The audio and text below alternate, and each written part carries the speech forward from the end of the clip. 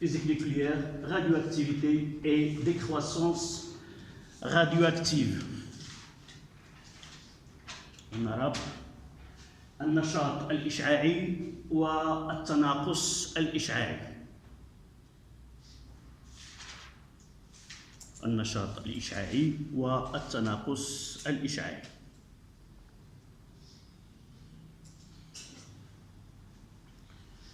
Comme vous constatez qu'on est dans un chapitre qui appartient à ce qu'on appelle la physique nucléaire. Ça veut dire quoi?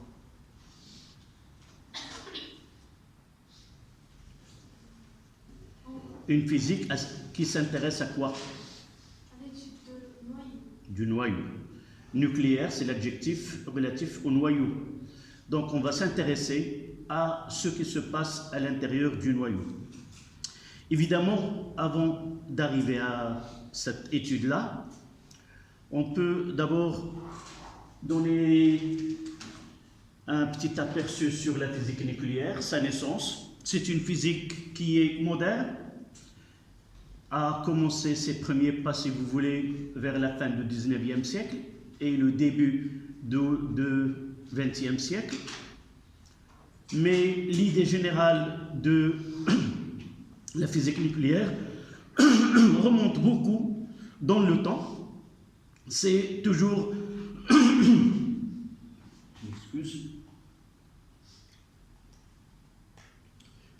toujours l'homme, en H majuscule, a pensé à cette matière qui nous entoure, de quoi il est constitué. C'est-à-dire, lorsque je prendrai l'exemple d'un grec qui était assis sur un rocher face à la mer, tenant une pomme, et il pose la question. Cette pomme-là qui est caractérisée par ce saveur-là, vous pouvez reconnaître une pomme sans que vous voyez ce que vous mangez. On va voir que les fruits généralement et les matières ont un arôme spécifique qu'on connaît maintenant et qu'on peut le synthétiser. Ce que vous prenez dans le yaourt, ce n'est que des produits chimiques élaborés au laboratoire qui ont le goût soit du fraise, soit du banane ou autre. Donc ce grec-là, assis, il pose la question. Si j'arrive à diviser maintes fois cette pomme, est-ce que j'arriverai à la dernière partie qui va garder ce goût ou cet arôme de la pomme? Et il a dit que cette partie-là, normalement, doit être indivisible, sinon elle ne gardera pas cet arôme de la pomme. Mais d'après vos études, ce que vous avez étudié jusqu'à maintenant, ce que disait ce grec, ce n'est pas ce que nous connaissons maintenant, mais c'était un grand pas vers la recherche. Et il a donné le nom à cette partie qui est indivisible, atome, atomos, peut-être comme ça, en grec. C'est-à-dire c'est la partie, la plus petite partie qui est indivisible, qui représente la matière. Et à partir de là, on a donné plusieurs théories. Comment on imagine cette partie, cet atome qui est indivisible, et on a donné des théories. Mais toujours une théorie n'est valable que si elle répond à ce qui est expérimental. Et je passe le temps de ce grec qui est Démocrite jusqu'au début du XXe siècle, où on commence à faire des expériences. Donc on donne une vision sur ou une imagination ou ce qu'on appelle une théorie à comment la matière est constituée et quel est cet élément de base à partir duquel on construit toute cette matière que nous connaissons. Je commence à partir de Ernest Rutherford, ce savant-là qui a pu faire une expérience qui va mettre en évidence que la matière est constituée d'un élément, cet élément essentiel, doté d'un amas de charges positives qu'on appelle le noyau. Donc, La première mise en expérience, si vous voulez, c'est que on arrive à dire que la matière, dans sa constitution élémentaire, c'est un atome doté d'un noyau, et autour de ce noyau, il y a des électrons. Et à partir de là, on commence à, si vous voulez, écrire une physique nouvelle qui est la physique nucléaire. Comment est constitué ce noyau? Comment peut-on savoir que ces noyaux peuvent réaliser ce qu'on appelle des transformations? Mais cette fois-ci, ce n'est pas des transformations chimiques, mais des transformations physiques. Comment un noyau peut passer d'un état donné à un autre, ou d'un noyau à un autre, et quel est le mobile qui rend ce noyau qui passe d'un état donné à un autre. Et de là, avant d'arriver à cela, il y avait ce qu'on appelle les alchimistes,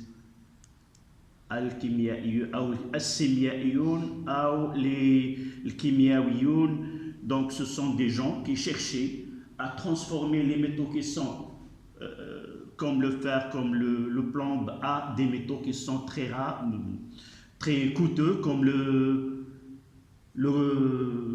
l'or ou l'argent ou ces métaux-là. On parlera par la suite, est-ce que cette méthode-là physiquement possible ou non? Est-ce qu'on peut transformer par exemple du plomb en or, et quel est le coût qu'on doit payer pour transformer ces métaux qui sont qui ne sont pas très coûteux à des métaux qui sont nobles comme l'or et l'argent. Donc, on s'est intéressé à ce noyau, de quoi il est constitué, comment il est constitué. On a essayé de faire bombarder ce noyau par des particules qu'on appelle des particules alpha, même si on n'arrive pas à identifier vraiment qu'est-ce que ça veut dire ces particules, on arrive à dire que ces particules sont de charge positive et on peut déterminer les caractéristiques de cette particule sans que nous savons de quoi il s'agit. D'accord? Donc, il y a une théorie et il y a des expériences. Les deux, ils ont permis à arriver à ce qu'on appelle la physique nucléaire. Son intérêt actuellement, il nous a amené vers ce qu'on appelle la physique quantique. Et la physique quantique maintenant, c'est à la mode, c'est elle qui nous permet d'aller à des inventions qui sont très utiles pour nous. Par exemple, on parle de ce qu'on appelle l'ordinateur quantique, qui est basé sur ce phénomène de la physique quantique. Donc, nous, on va essayer, pour arriver à étudier ces transformations qui se produisent au sein du noyau, on va d'abord parler de stabilité et non-stabilité de noyaux. Est-ce qu'il y a des noyaux qui sont stables, des noyaux qui ne sont pas stables? Et avant cela, on va essayer de connaître la constitution de noyaux. Et à partir de la connaissance de la constitution de noyaux, est-ce qu'on peut donner une explication pourquoi certains noyaux sont stables et des noyaux sont instables? Qu'est-ce que nous disons par noyau stable? Stable, c'est-à-dire elle garde sa constitution au cours de temps. Jamais ce qui est dans le noyau peut varier. D'accord? Et si un noyau au cours de temps, sa constitution a changé, ça veut dire qu'il est instable. Et s'il est instable, qu'est-ce qu'il va donner?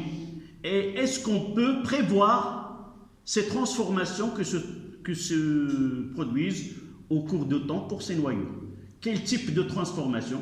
On va voir que ces transformations, on l'appelle la radioactivité.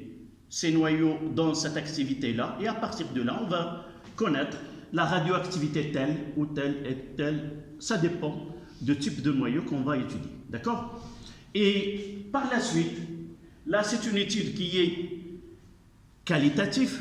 Un noyau, de quoi il est constitué, est-ce qu'elle est stable ou non? Si elle est stable, elle va présenter de la radioactivité. Quels sont les types de la radioactivité? Nous devons connaître tous les types de la radioactivité. Cette radioactivité correspond à quel type de noyau? Celle-là pour ce type de noyau, l'autre pour... et ainsi de suite. Ce que vous devez connaître. Pourquoi un noyau il n'est pas stable? et quels sont les types de la radioactivité que présentent ces noyaux, et cette activité-là correspond à quoi, et ainsi de suite. La deuxième partie, c'est la décroissance radioactive, c'est-à-dire ces noyaux qui ne sont pas stables, ils subissent une transformation nucléaire. Est-ce qu'on peut suivre dans le temps la quantité de matière ou le nombre de noyaux dans un échantillon donné qui présente cette radioactivité, et comment peut-on prévoir dans le temps cette décroissance radioactive et déterminer des caractéristiques de ces noyaux, et par la suite comment peut-on, ça vers la fin, comment peut-on bénéficier entre guillemets de cette radioactivité, soit dans le côté médical, soit ça a le revers de la médaille, soit ce qu'on a fait dans les guerres. Une guerre nucléaire, vous avez déjà entendu, soit dans des films, soit dans la réalité, et c'est produit le lancement de 2 bombes sur 2 villes au Japon, et par la suite, on a su que ce chemin-là n'est pas un chemin à méditer, à refaire, mais il faut voir le côté bénéfique de ces transformations nucléaires. C'est dans la médecine, par exemple, on traite les cancers par des noyaux qui sont radioactifs. Comment on arrive à utiliser cette technique comme une technique pour guérir certaines anomalies, et même pour faire des images et pour faire des scintigraphies, on va le voir par la suite. D'accord? Donc, on commence d'abord par grand 1, stabilité et non-stabilité du noyau.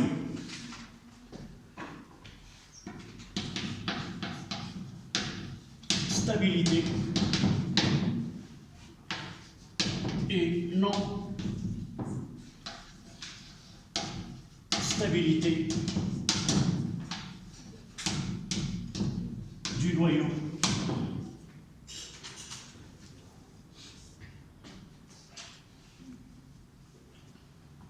D'abord, les constituants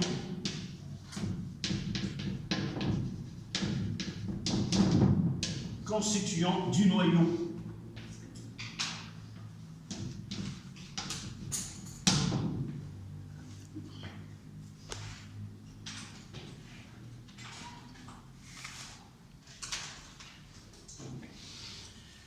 Vous l'avez déjà étudié au tronc commun, l'atome, vous l'avez déjà étudié, et vous savez que l'atome, il est constitué d'un noyau qui comporte des neutrons et des protons. Les deux, on va donner le nom des nucléides. Je n'ai pas attiré votre attention dans l'introduction que ce cours-là met en évidence certains termes scientifiques qu'on doit les connaître, parce que dans les questions qu'on pose, qu'est-ce que c'est un nucléide, qu'est-ce que le nucléon, et ainsi de suite. Donc la première des choses, il faut essayer de connaître ces termes scientifiques qu'on utilise en physique nucléaire. D'accord? Donc à la ligne, vous notez un noyau est composé des nucléons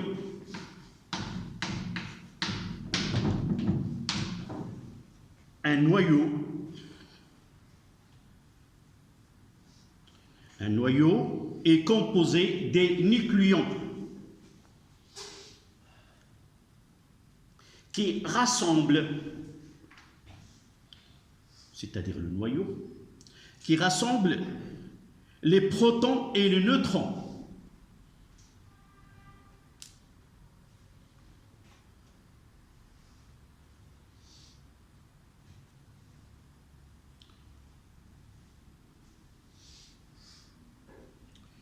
Évidemment, ce qu'on n'a pas parlé, ce qu'on n'a pas dit au tronc commun, et peut-être vous n'avez pas posé cette question, c'est que ce noyau, on va voir par la suite la dimension et la densité du noyau. Lorsqu'on parle des protons qui sont des particules chargées positivement, et les neutrons sont neutres, mais rassembler des charges positives qui diffère d'un atome à un autre dans un espace très restreint.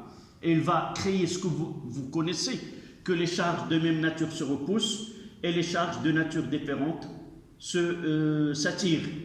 Et par la suite, voilà ce que nous connaissons jusqu'à maintenant. Il y a un problème qui va apparaître, le fait de rassembler des particules de même charge. Mais nous n'avons pas su qu'il existe d'autres forces autres que les forces qui subissent les charges ou les particules chargées, ce qu'on appelle des interactions électrostatiques, mais on va connaître qu'il existe des interactions nucléaires qui sont des forces qui n'a rien à voir avec les charges, mais de nature autre que nous connaissons. C'est elle qui permet d'assurer la cohésion de ces constituants. D'accord?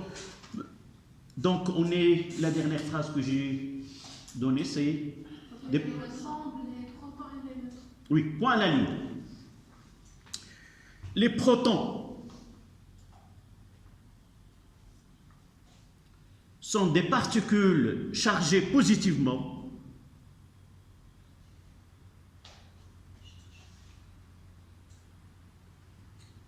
et les neutrons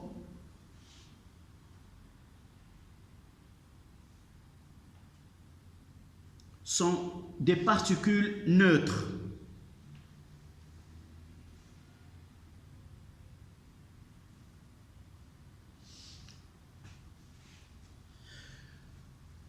Donc, la première des choses, il faut mettre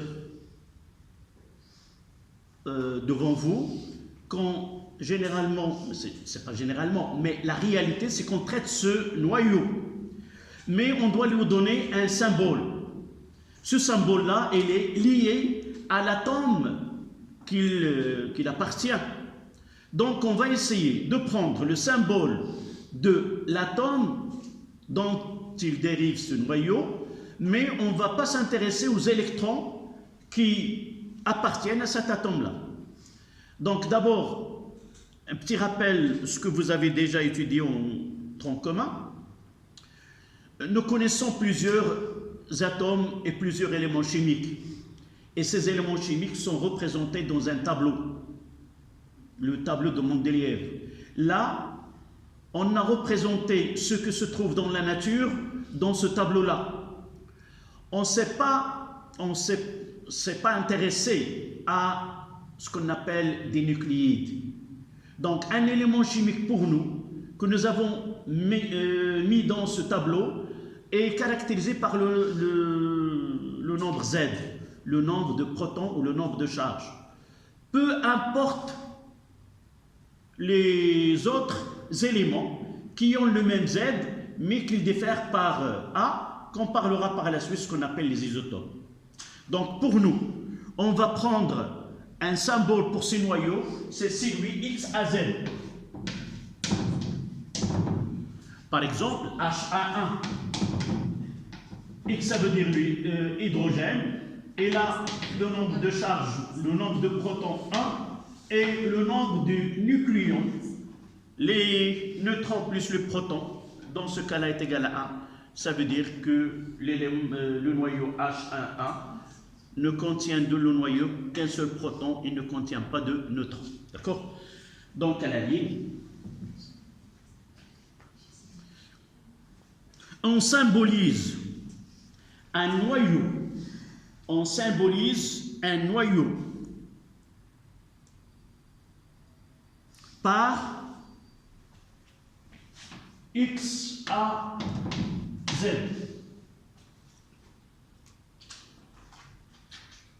A, c'est le nombre de masses.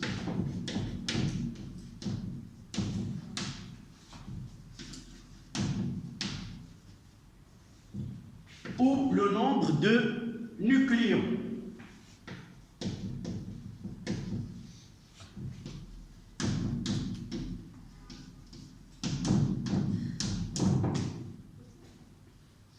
Z, le nombre de charges ou le nombre de protons.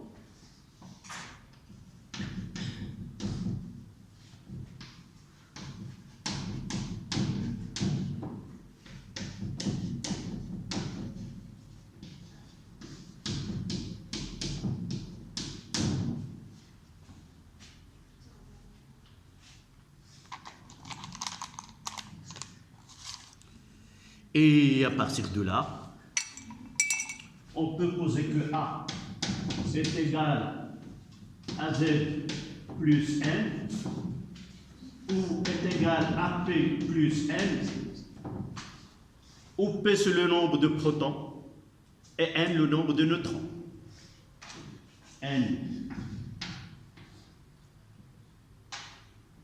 nombre de neutrons, et P, nombre de protons.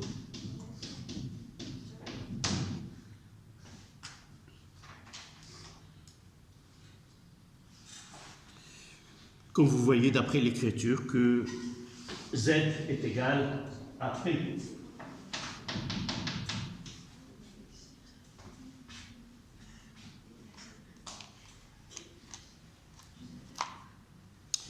Et prenons l'exemple de cuivre C2963.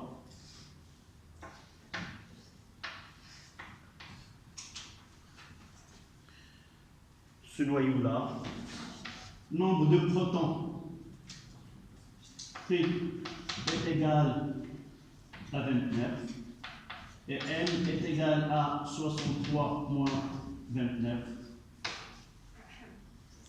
Ça donne combien? 34.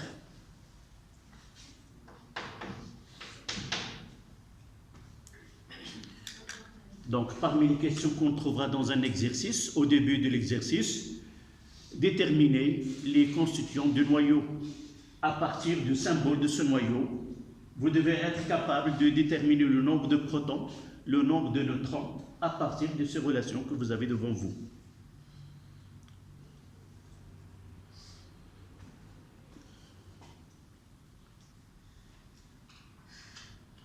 Donc le premier terme que nous devons rappeler, c'est les nucléons. D'accord? Et nous devons définir le nucléon, c'est l'ensemble des constituants du noyau, c'est-à-dire la somme des protons et de neutrons que renferme le noyau d'un atome donné. Donc là, on passe à la 1-2, les nucléides. 1, 2.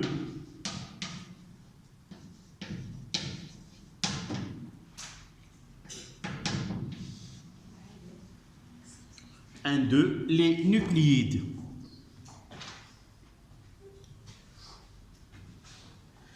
بالعربية بالنسبة للنيوكليون النويات.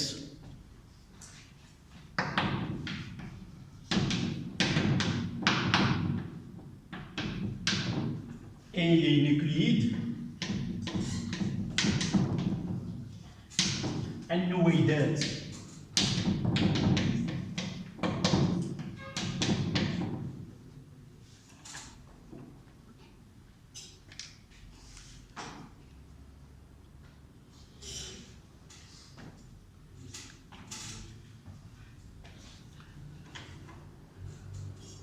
Ça y est. Donc, les nucléides, ce sont des noyaux caractérisés par un nombre bien défini de protons et bien défini de neutrons. Par exemple, là, on a ces nucléides Cu6329. Si, par exemple, même s'ils ont le même Z, et s'ils diffèrent de A, on a toujours Cu, mais c'est un autre nucléide. D'accord? Si l'un des deux change, évidemment, on parlera d'un autre nucléide. Mais rappelez-vous que le nom d'un noyau ou d'un atome est toujours lié à Z. Même si A est différent, il portera toujours le même nom. Par exemple, on parlera du chlore 1735 et même le chlore 1737. Donc, ce qui donne le nom, c'est Z.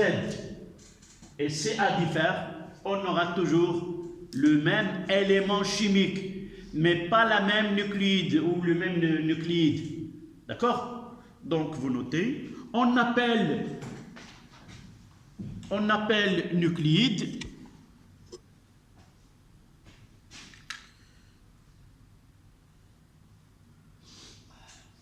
un noyau. On appelle nucléide un noyau caractérisé par un nombre donné de protons et de neutrons.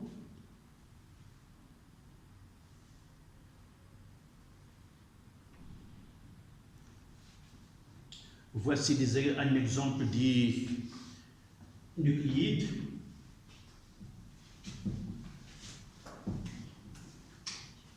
Mettez exemple. Il y a H11, H3A, le chlore du 35, 17, carbone 12, 6, carbone 14, 6,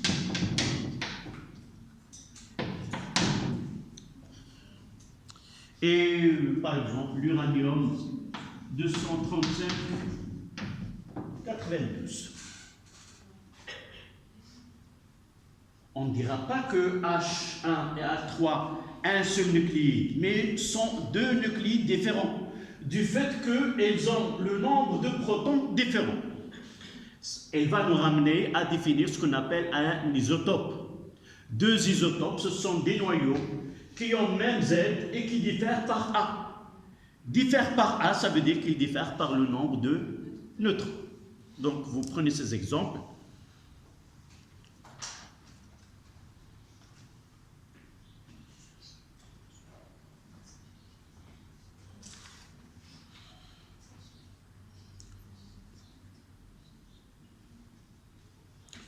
Donc, ce qui nous ramène vers 1,3,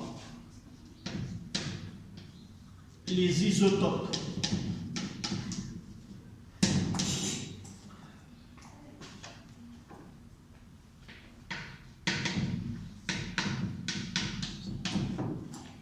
Les isotopes, il y en a un.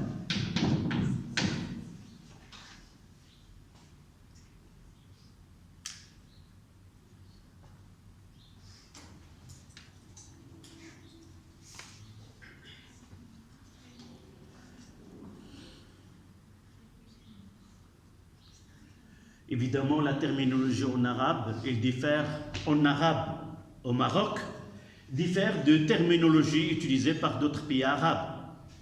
Il y a une singularité pour le Maroc dans leur terminologie scientifique, surtout en physique ou en chimie. Donc, peut-être vous ne trouvez pas les mêmes nominations en arabe, mais ce sont les termes officiels qu'on doit utiliser au Maroc. Donc, un isotope ou un ADR, ce sont deux noyaux, comme je viens de dire, qui ont le même Z et diffèrent par le nombre de neutrons dans le noyau, ou tout simplement par A. Lorsque vous voyez le même Z et A diffèrent, alors dans ce cas-là, on parle de deux isotopes. Et il y a des noyaux qui ont des dizaines d'isotopes, et tous ces isotopes-là, on le regroupe dans la même place dans le tableau périodique. Ce qui lie l'emplacement dans le tableau ne tient pas compte de A, mais il tient uniquement de Z. Tous les noyaux qui ont le même Z se trouvent dans la même case qui est réservée à ce Z. Évidemment, on parlera comment on regroupe tous ces isotopes-là. C'est à partir de l'abondance de ces isotopes dans la nature et on parlera par la suite. Donc, vous notez, on appelle isotope deux nucléides. On appelle isotope, c'est au pluriel. On appelle isotope deux nucléides qui ont le même nombre de protons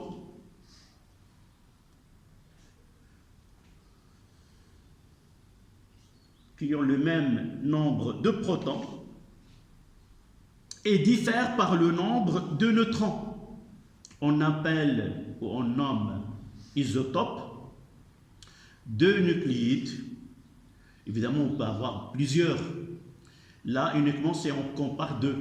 Mais si on a plusieurs, on appelle des isotopes, des nucléides qui ont le même nombre Z et diffèrent par le nombre de neutrons. Je reprends. On appelle isotopes deux nucléides qui ont le même nombre de protons et qui diffèrent par le nombre de neutrons.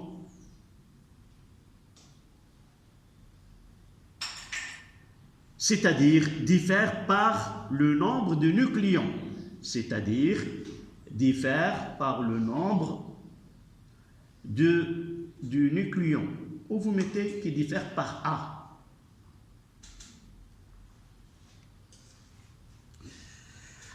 Voici des exemples. On prendra H11, là le nombre de protons, là le nombre de neutrons, H21, H31. Et vous voyez tous, ils ont le même Z.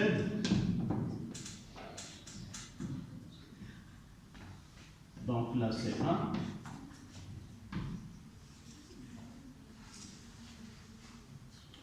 Combien de neutrons pour le H11? 0. Et là 1. Et là 2. Mais la nomination de ces deux isotopes, parfois, on utilise le D, le deutérium, ça veut dire 2. Et le tritium, ça veut dire 3. Dans certains, on peut utiliser là. Si vous trouvez ce symbole-là, ça veut dire le deutérium et le tritium. C'est relatif à A. D'accord?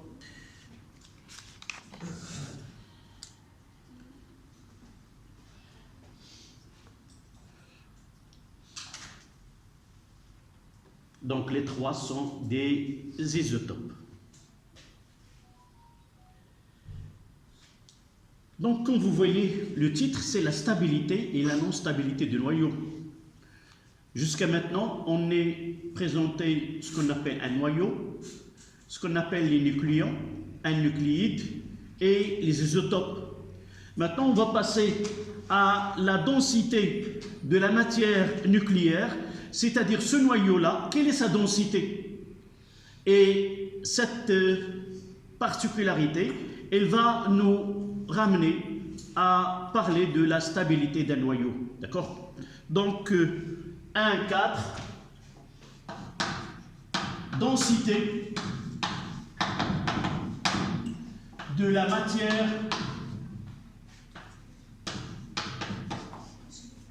nucléaire.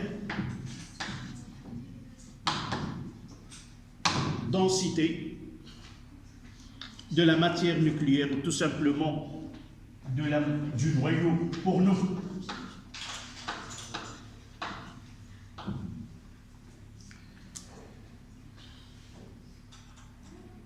Mais ceci s'applique à d'autres, par exemple, ce qu'on appelle des astres ou qui sont formés de nucléons ou de neutrons. Et on peut parler non pas du noyau, mais des corps qui sont formés uniquement des neutrons et que sa densité elle est très grande. Peut-être on trouvera dans un exercice. D'abord, parler de la densité se revient à parler de quoi? Quelle est la grandeur la plus proche à la densité? Nous l'avons déjà utilisé en chimie. C'est qu'est-ce que nous permet en chimie de calculer la concentration en soluté dans une solution? Généralement, on donne la densité. J'ai pas l'exemple ici, je l'avais avant. de la densité, on passe à la masse volumique. Donc si on vous donne la densité, on peut passer de la densité à la masse volumique tout simplement en faisant quoi? De façon plus simple. Par exemple, l'acide éthanoïque de densité 1,05 ml, on l'introduit dans une fiole de 1 litre, calculez la concentration consultée introduite. Ce 1,5, on le convertit quoi? 1,05 unités, vous l'avez oublié, grammes par centimètre cube. Et de là, on travaille qu'Rho est égal à M sur V. Donc la densité, en quelque sorte, c'est une grandeur qui est sans unité, mais on peut la rendre comme masse volumique, il suffit de faire entrer l'unité grammes par centimètre cube. D'accord? Donc là, on va essayer parler, lorsqu'on parle de la densité, c'est la même chose de parler de la masse volumique, de la matière nucléaire, c'est-à-dire un noyau, on va essayer de donner son aspect, c'est une forme sphérique, d'après des théories qui nous donnent que le noyau il a une forme sphérique de rayon R, et par la suite nous pouvons déterminer le volume du noyau par la relation que V est égal à 4 tiers pi R3, et connaissant la composition du noyau, c'est-à-dire sa masse, on peut déterminer la masse volumique. Et par la suite, nous pouvons la rendre soit densité, soit on la garde comme masse volumique. Et pour comprendre cette grandeur, il suffit de le garder en grammes par centimètre cube ou kilogrammes par mètre cube pour voir comment est cette densité et pourquoi par la suite des noyaux ne vont plus être stables, ils vont aller à s'éclater ou présenter ce qu'on appelle une radioactivité ou cette décroissance radioactive. D'accord? Donc, à la ligne par une phrase, on considère que le noyau a une forme sphérique. On considère que le noyau a une forme sphérique de volume V est égal à 4 tiers pi fois R à la puissance 3. C'est l'expression de volume d'une sphère. Oui, a une forme sphérique de volume V. 4 على 3 نضربها في الشعاع أس 3. نعتبر أن النواة لها شكل كروي وحجم هذه الكرة، هذا الرياضيات ماشي الفيزياء، حجم ديال كرة هو 4 على 3 مضروبة في مكعب الشعاع. Le volume, d'accord, et que le rayon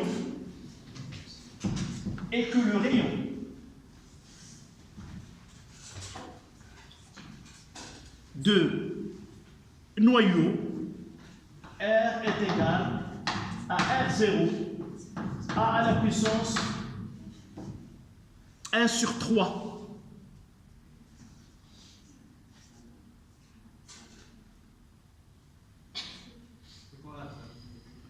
Là, c'est une étude qui a permis, avec approximation, que le volume, que le rayon de ce noyau, d'une constante R0 qui est le rayon du proton, fois A à la puissance 1 sur 3. A, c'est quoi? C'est le nombre de nucléons.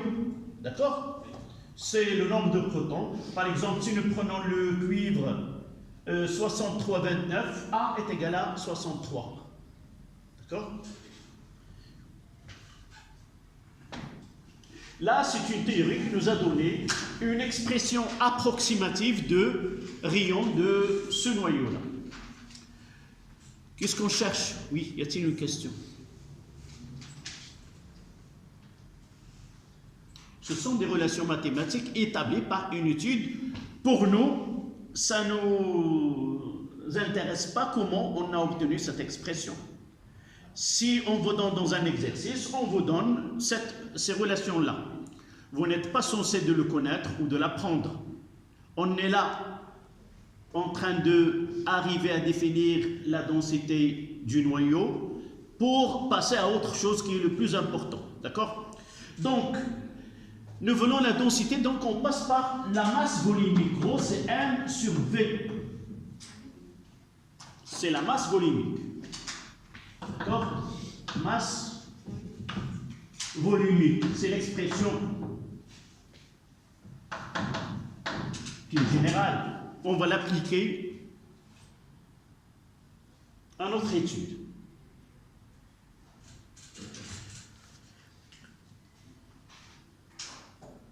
Si nous prenons un noyau quelconque et nous essayons là la masse du noyau, et là c'est le volume du noyau, d'accord? La masse d'un noyau, M, c'est quoi?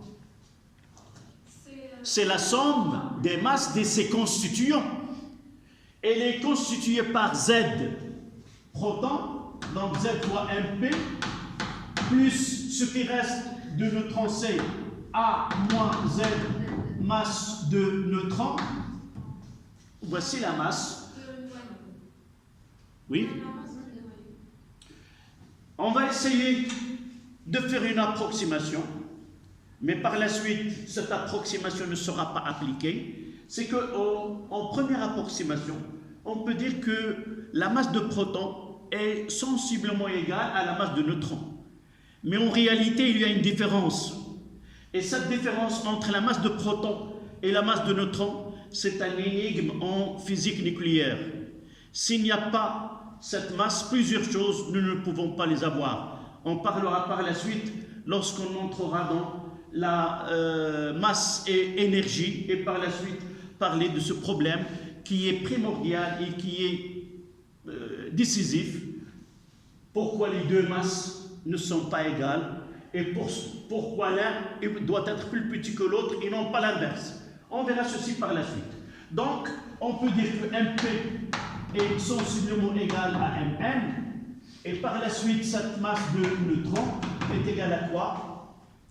C'est A fois, d'accord?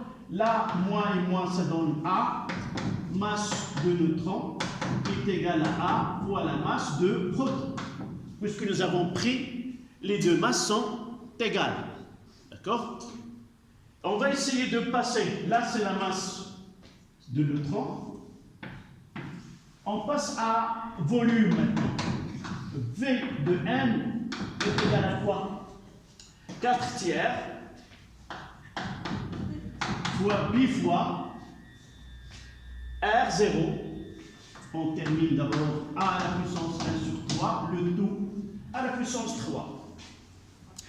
Ce qui nous donne est égal à 4 tiers pi R0 à la puissance 3 fois A. D'accord? Là, c'est R0 à la puissance 3. À la puissance 3 de 1 tiers, ça donne 1.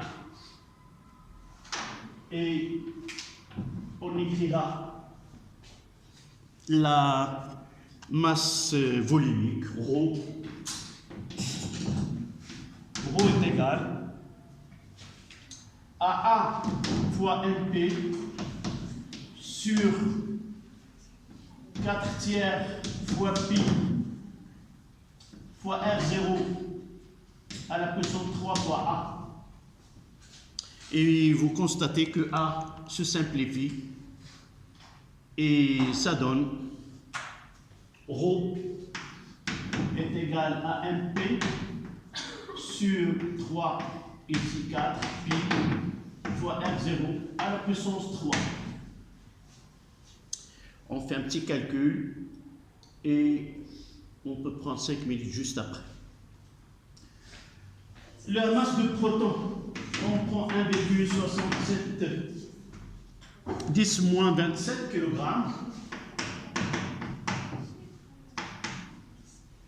R0, c'est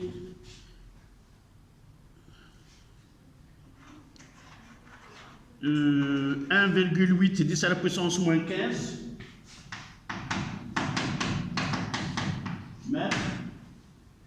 Et le calcul donne ρ est égal à 2 fois 10 à la puissance 17 kg mètre moins 3 eau par mètre cube.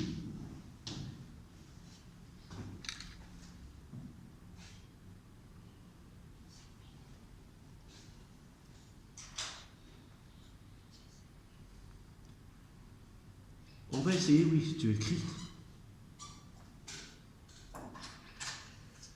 On fera une petite lecture. Imaginez ce ρ, c'est quoi en pratique? C'est quoi? Si on vous demande dans un laboratoire, entre guillemets, qu'est-ce qu'on doit faire? Une application à cette valeur-là. Il y a un volume dans lequel il y a une masse. C'est quoi le volume ici?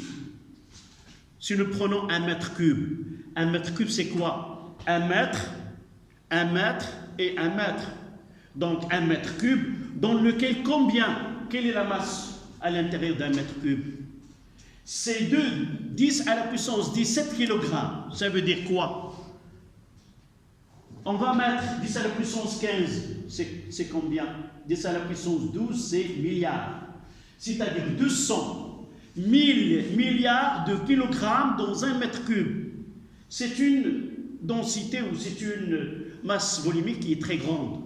C'est-à-dire que la masse, que la densité nucléaire est une densité qui est très grande et la matière nucléaire, elle est très dense.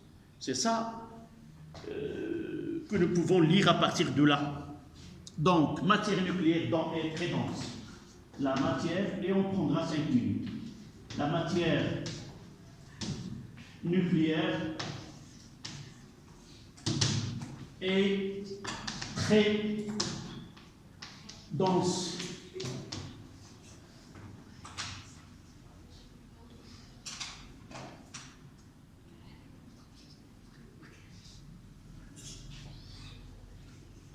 On peut la comparer avec la densité. هذه الكثافة هذه يمكننا نتكلموا على الكثافة السكانية. شنو هي الكثافة السكانية؟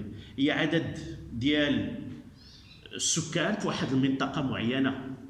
مثلا إلا خدينا سكان المغرب على المساحة ديالو كتعطينا واحد الكثافة. خدينا كل بلد وغادي نوجدوا بأن أكبر كثافة سكانية في العالم توجد في دولة عربية، في فلسطين، في الضفة في قطاع غزة. مساحة صغيرة وبها عدد كبير من الأشخاص. إذن دائما نلاحظ أن فيما كانت واحد المنطقة فيها كثافة كبيرة جدا سيكون اش غادي يكون عند هاد الأشخاص؟ غادي يكون واحد النوع من التفاعل. غادي تكون واحد المنطقة اللي هي عموما غادي تكون غير مستقرة. غادي نشوفوا ذلك بعد 5 دقائق إن شاء الله.